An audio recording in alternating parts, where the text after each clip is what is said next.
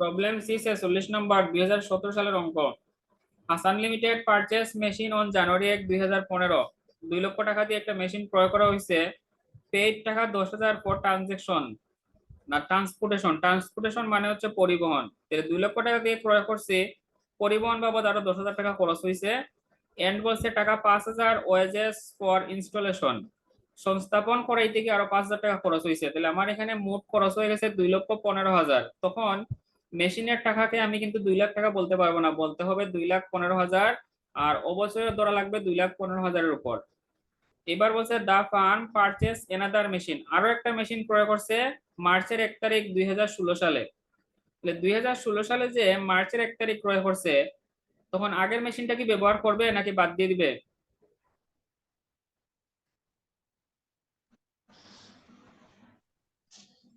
Sir বাদ দিয়ে দিবে। হ্যাঁ, আগের মেশিনটা ফেলে দিবে, নতুনটা পেয়ে ফেলে দিবে না স্যার, রেখে দিবে। রাইখা দিবে, মানে বন্ধ করে রাইখা দিবে, তাই তো? স্যার প্রয়োজন হলে দুইটাই চালাইতে পারে, সেইটা যেটা না, ভালো হবে। আগেরটাও চলবে। আগেরটা এখানে যেটা বুঝাইতে চাইতেছি, আগেরটা জানুয়ারি থেকেই চলবে, ঠিক আছে? আর নতুনটা যে মার্চে ক্রয় করছে সেটা মার্চ মাস থেকে। তার মানে কি, আগেরটার অবচয় হবে জানুয়ারি থেকে ডিসেম্বর 12 মাস, আর নতুন যেটা ক্রয় করছে মার্চের 1 তারিখ সেটা মার্চ থেকে ডিসেম্বর। এবার কি ক্লিয়ার? জি স্যার। তারপর যদি আমরা 17 সালে যাই, 17 সালে গিয়ে আমার কাছে মেশিন হচ্ছে এবার দুইটা, আর দুইটাই কিন্তু আমাদের কাছে আছে কোন মাস থেকে? জানুয়ারি থেকে। তাহলে 17 সালে জানুয়ারি থেকে ডিসেম্বর দুইটা মেশিনের সমস্ত বছরের অবচয় হবে। এই কথাগুলো ভালো করে বুঝতে হয়। তাহলে তারা লিখছে, দেখো নতুন মেশিনটা ক্রয় করছিল 10 লক্ষ টাকা দিয়ে, আর ইনস্টলেট বলছে 5,000 টাকা খরচ আছে। Estimated useful life both of another মানে 10 বছর। দুইটা মেশিনেরই কি হচ্ছে ইউজফুল লাইফ 10 বছর। আফটার দা ম্যাচুরিটি, মেয়াদের শেষে মেশিন উইল বি সোল্ড টাকা 15,000 আর 5,000। তাহলে মেয়াদের শেষে যদি কোনো দামে বেচা যায় সেটাকে আমরা বলছিলাম কি বলে? ভগ্নাবশেষ মূল্য, সেলভেজ ভ্যালু, মনে আছে? এই অঙ্কে কিন্তু ডিরেক্ট তারা সেলভেজ ভ্যালু বলে দেয় নাই, অন্যভাবে বলে দিছে যে যত বছর ব্যবহার করার কথা 10 বছর, 10 বছর ব্যবহার করার পর প্রথম মেশিনটা 15,000 আর দ্বিতীয় মেশিনটা 5,000 টাকা বিক্রি করা যাবে।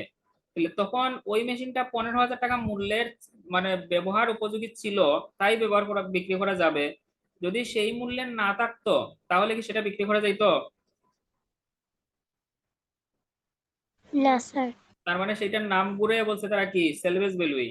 তাহলে সেলভেজ ভ্যালু প্রথমটার মূল্য 15,000 আর দ্বিতীয়টার মূল্য 5,000। এখন দা ফার্ম বলছে close it's book every December, এটা আমরা এমনিতেই জানি, প্রত্যেক বছর ডিসেম্বরে এই বছর শেষ হয়। আর এখন লিখছে দেখো using straight line depreciation method 2015 to 2017, 3 বছরের। তাহলে এখানে 3 বছরের অবচয় বের করার জন্য বলছে। আর আমরা জানি যখন শিডিউল তারা নিজেরা বলে দেয় তখন শিডিউল বানাইতেই লাগে, আর যদি তারা শিডিউল না বলে তখন শুধুমাত্র ডাবল ডেক লাইনের জন্য শিডিউল লাগবে, আর বাকিগুলো আমরা যেভাবে নিজের ইচ্ছা সেভাবেই করব। তাহলে এখানে যে ঘটনাটা দেখো, আমি যদি লিখি 2015, 2015 ডিপ্রিসিয়েশন এক্সপেন্স সমান আমার সূত্র হচ্ছে কস্ট মাইনাস এসবি ডিভাইডেড হচ্ছে কি লাইফ। এটা আমরা হিসাব করছিলাম কত টাকা? 2,15,000 বিয়োগ সেলভেজ ভ্যালু 15,000, সময় হচ্ছে 10 বছর। এখানে ভাগ দিলে দেখো টাকা আসবে 2,15,000 বিয়োগ 15,000 ভাগ 10, এখানে টাকা আসবে কত? 20,000। 2016 সালে আমার এখানে প্রথমে লিখতে হবে ফার্স্ট মেশিন, তখন ডিপ্রিসিয়েশন এক্সপেন্স, আবার সূত্র লিখবো না, সরাসরি কাজ করব। 2,15,000 বিয়োগ 15 ভাগ 10 সমান সমান 20,000। আবার লিখতে হবে কি সেকেন্ড মেশিন ডিপ্রিসিয়েশন এক্সপেন্স, 10 লক্ষ 10 লক্ষ টাকা দিয়ে ক্রয় করছি, সাথে 5,000 টাকা খরচ আছে। তাহলে টোটাল আমি লিখবো 10,05,000। আর 10,05,000 এর সাথে এটা 10 লক্ষ নাকি 1 লক্ষ? সমাধানে লিখছে 1 লাখ, উপরে লিখছে 10 লাখ। দেখো তো তোমাদের বইয়ে কত লেখা? স্যার উপরে 10 লক্ষ। উপরে লিখছে 10 লক্ষ আর নিচে লিখছে কত? 1 লক্ষ। 1 লক্ষ হবে, 10 লক্ষ হবে না, অনেক বড় অ্যামাউন্ট। তাহলে 1,05,000 বিয়োগ সেলভেজ ভ্যালু হচ্ছে 5,000 ভাগ হচ্ছে 10, আর এটা ক্রয় করছিল মার্চের 1 তারিখ। তাহলে জানুয়ারি ফেব্রুয়ারি বাদ, মার্চ থেকে ডিসেম্বর মানে কয় মাস? 10 মাস। 10 তখন 1,05,000 থেকে বিয়োগ 5,000 ভাগ 10, আর তারপর আবার হচ্ছে ভাগ 12 গুণ 10, 8,333। বাংলা লিখে দিছি তো, 8,300। যে টেক্সটের সময় বাংলা লিখলাম, এখনো বাংলা, তোমরা একটু খেয়াল করো। তারপর দেখো 2017 ফার্স্ট মেশিন। আমরা একটা জিনিস দেখতেছি এখানে, ফার্স্ট মেশিনের এইখানেও 20,000, পরের বছরও 20,000, তার মানে 3 নম্বর বছর কত হবে? 20,000-ই হবে। সরাসরি লিখে দিলাম 20,000। তারপর যখন সেকেন্ড মেশিন লিখবো, ডিপ্রিসিয়েশন এক্সপেন্স। আমি যখন আগের বছর প্রয়োগ করছিলাম তখন মার্চ থেকে ডিসেম্বর ব্যবহার করছি। 17 সালে কি মার্চ থেকে ব্যবহার করব নাকি জানুয়ারি থেকে? জানুয়ারি থেকে। তাইলে আর মাসের কোনো হিসাব আসবে না। তখন এখানে 1,05,000 বিয়োগ 5,000 ভাগ 10, এখানে হবে 10,000। এটা হচ্ছে অবচয় বের করে দেওয়া শেষ টোটালি। এখন বাকি কাজগুলো তোমাদের পারার কথা। 2015 সালে জাবেদা হবে 3টা। একটা হচ্ছে মেশিন কেনার জন্য machine debit, cash credit, depreciation expense debit, accumulated credit. আমরা যেটা গতদিন করছিলাম, শিখছো নাকি শিখো নাই এখনো?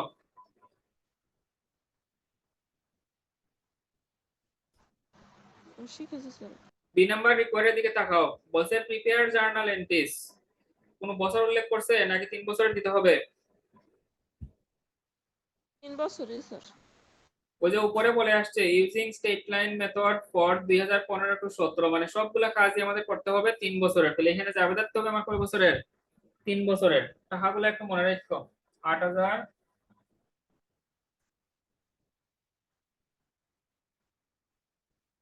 যাবে ভুলে গেলে হবে কিভাবে? 2015 আমি দেখো প্রথমে লিখবো 2015 জানুয়ারি 1, এখানে লিখবো মেশিন কি, মেশিন ডেবিট, ক্যাশ ক্রেডিট কত টাকা? 2 লক্ষ, আর সাথে দুইটা খরচ মিলে 2,15,000। তারপর ব্যবহারের সময় আমরা জানি দুইটা জাবেদা লিখতে হয়, সেগুলা ডিসেম্বর কত তারিখ হয়? 31। Depreciation expense, accumulated depreciation expense debit, এটা ক্রেডিট। আবার লিখতে হবে ডিসেম্বর 31।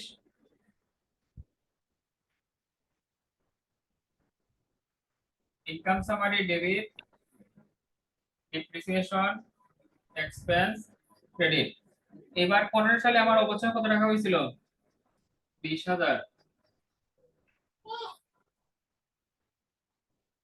এখন তোমাদের কাছে আমার প্রশ্ন হলো 16 সালে কি আমি কয়টা জাবেদা লিখবো? 2টা। 2টা নাকি 3টা? 2টা। 3টা। 16 সালে যে আরেকটা ক্রয় করলো 2016 ও স্যার 3টা মার্চে হবে। লিখতে হবে মেশিন কি, মেশিন ডেবিট, ক্যাশ ক্রেডিট কত টাকা? 1,05,000। এগুলো সহজ বিষয়, একটু ভালো করে অঙ্ক প্র্যাকটিস করে পারবা। আবার লিখতে হবে December 31, depreciation expense debit, accumulated depreciation credit. আবার লিখতে হবে ডিসেম্বর 31,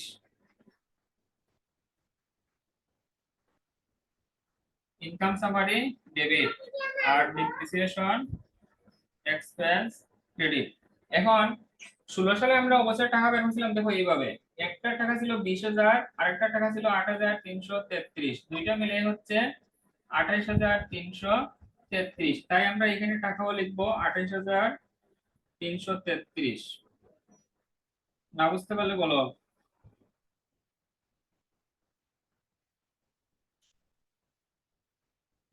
16 লিখলাম।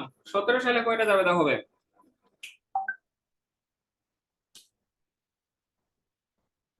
দুইটা নাকি তিনটা? দুইটা স্যার, দুইটা হবে। 17তে দুইটা হবে, কারণ 17তে আর ক্রয় করে নাই, এই দুইটা depreciation expense, accumulated depreciation, income summary debit আর ডিপ্রিসিয়েশন এক্সপেন্স ক্রেডিট। এই দুইটা প্রত্যেক বছর দেওয়া লাগে, তার কারণ আগের যে মেশিনগুলো আমার কাছে আছে সেগুলো আমি ব্যবহার করতেছি। আর 17 সালের টাকা হবে কত? একটা ছিল 20,000 আর একটা 10,000, মানে মোট টাকা 30,000। তাহলে 17 সালে দুইটা জার্নাল লিখবা। আর 3 নম্বরে বলছে প্রিপেয়ার ডিপ্রিসিয়েশন এক্সপেন্স আর অ্যাকুমুলেটেড দুইটা লেজার করার জন্য বলছে। এটা তোমাদের কাজ থাকলো। 47 48, তাহলে 47 নাম্বার অঙ্ক বের করো।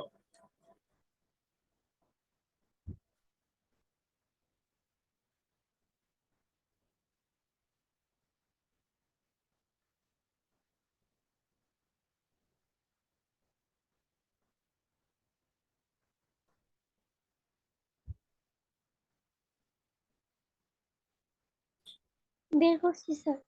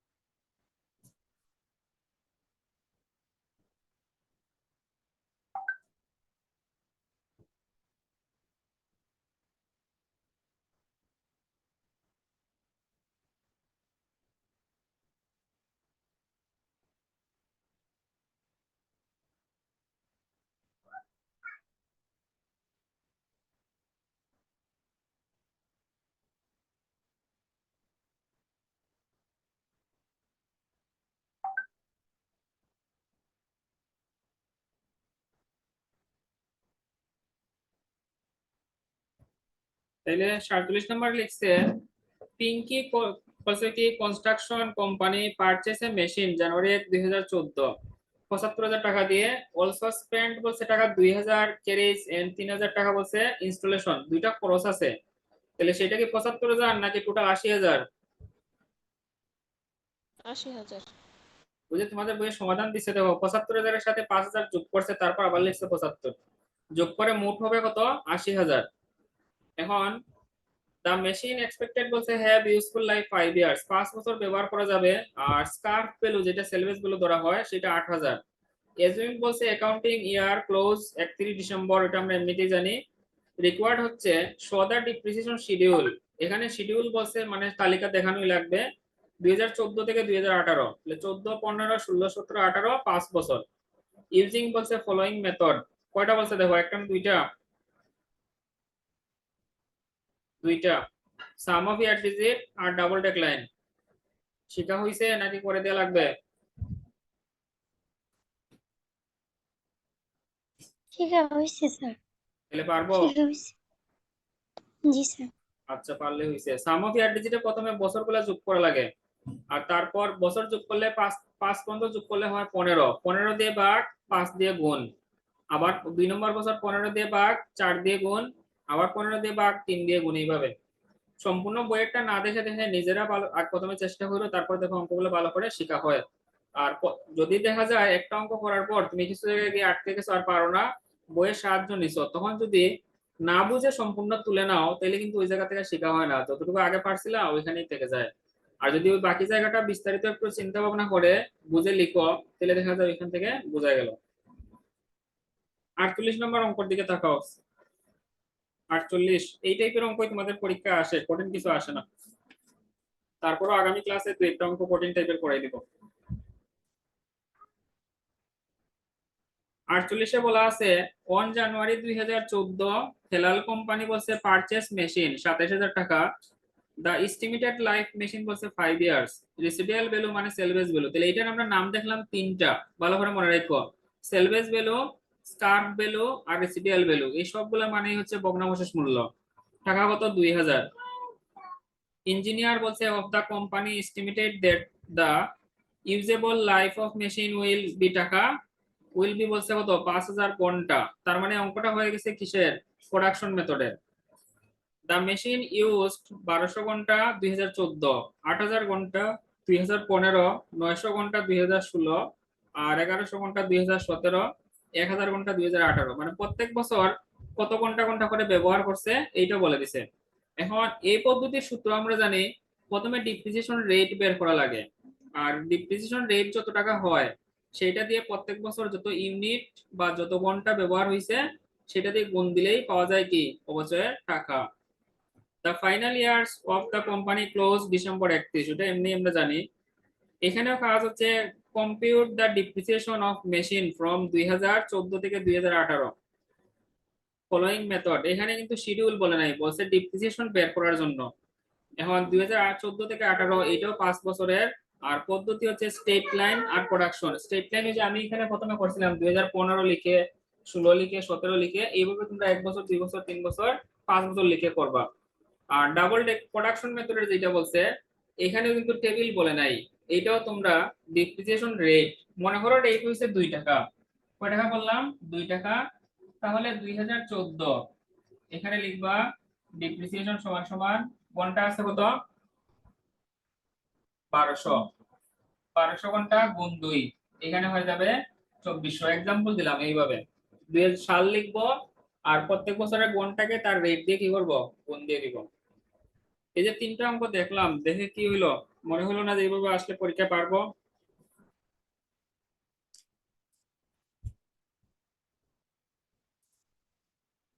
প্রথমে তো ছিল 3 জন, এখন হয়ে গেছে 2 জন।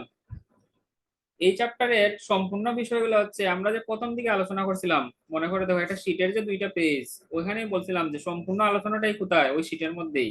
4টা নিয়ম ভালো করে বুঝতে হবে, আর বাকি কাজগুলো ওইখান থেকে মানে কিভাবে বললে আমরা কি কি করব, কতটুকু কাজ করব সেটা বুঝে তারপর আমরা লাস্টের দিকে ক্লাস দেখলাম জাবেদা লিখা লাগে, কেনার জন্য একটা, ব্যবহারের জন্য 2টা, আর বেচার অঙ্ক আছে, মানে কিনলে তো বিক্রি করতেই পারে, সেই অঙ্ক করবো আমরা আগামী দিন। ঠিক আছে? আর কিছু বলবা? না শেষ। তাহলে আজকে শেষ দিয়ে দেই। আগামী ক্লাসের আগে আরো কয়েকটা অঙ্কের নাম্বার গ্রুপে বলে দিতে পারি। আজকে তোমরা এই পর্যন্তই কাজ করো, আজকে কালকের মধ্যে, কালকে তো শুক্রবার। তারপর আগামী ক্লাসের আগে আরো যদি 2 একটা অঙ্কের নাম্বার দেই, ওইগুলো ট্রাই করো। আর তারপর যেখানে যার সমস্যা হয়তো ক্লাসের আগেই বলতে পারো, আমাকে ইনবক্স করলেই হবে। প্রশ্নের ছবি দিয়ে দিও যে এই জায়গায় বুঝি নাই, তাহলে ওইটা বলে দিব। আর না হলে আগামী ক্লাসের সময় যে জায়গায় সমস্যা ওই জায়গাটা বললে ওইখানে বলে দিব না, তাহলে আমাদের কাজটা আগিয়ে যাবে। কারণ তোমাদের রুটিন দিয়ে দিছে, পরীক্ষা তো আসতেছে। আজকে রেখে দিই। ঠিক আছে স্যার।